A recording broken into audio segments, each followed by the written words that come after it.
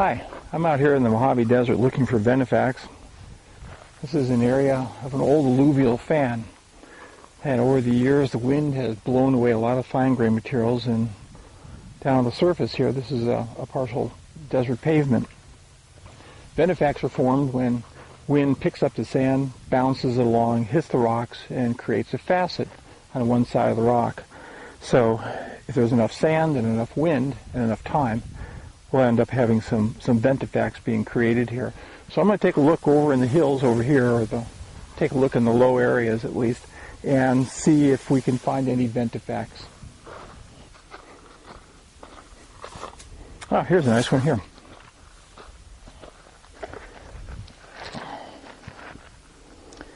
You can tell the ventifacts are ventifacts because of the facets and the ridge that separates them. So here's one in place, and by looking at the facets you can tell basically the direction of the wind that created them. This flat surface right here was created by wind blowing sand along, impacting this surface and cutting a facet, and also the wind coming from this direction cutting this facet over here, and yet a third direction coming in from basically the north to cut this one. So it has three faceted surfaces and three ridges that separate it. Let's come in for a closer look here. Alright, let's take a look. Let me turn this a little bit so maybe you can see those flat sides a little better.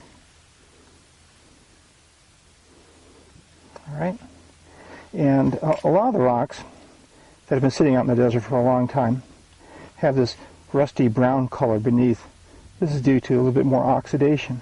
Sitting out here like this for hundreds or thousands of years, every once in a while it rains, and the water can collect under the rocks, remain there for a little longer, and the iron minerals that are in it end up oxidizing a bit. So this ventifact has those faces on it, as you can see, the ridges separating them, and this rusty brown color beneath the surface. This is not a protected area, so I think this one will head back to Phoenix with us. The desert out here is really loaded with ventifacts. Here's yet another. This is kind of a smaller one, smaller than fist size. And if I turn a little bit, we can see some of the facets as well as the ridge that separates the facets. Let's take a closer look at this one. Okay, here it is again.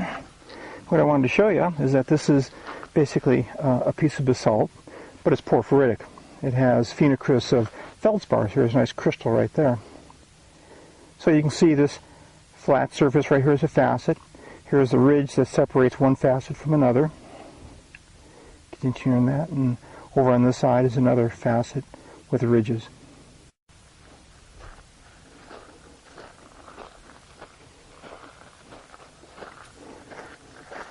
Here's another nicely formed ventifact.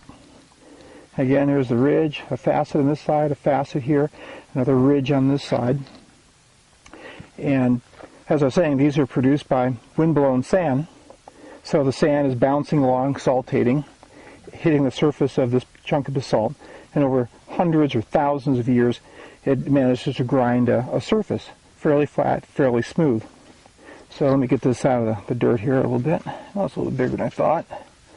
Alright, more of that reddish-brown color on the bottom here. But again, nice shape. Let me just turn it a little bit so you can see some of the facets and the ridges that separate them. So this is a ventifact. This is a feature that is unique to deserts because with a lot of rain, these rocks would have been moved, would have been eroded. So they have to sit in place for thousands of years, and the action of the wind and the sand beating on them creates these faceted rocks, right? Ventifacts.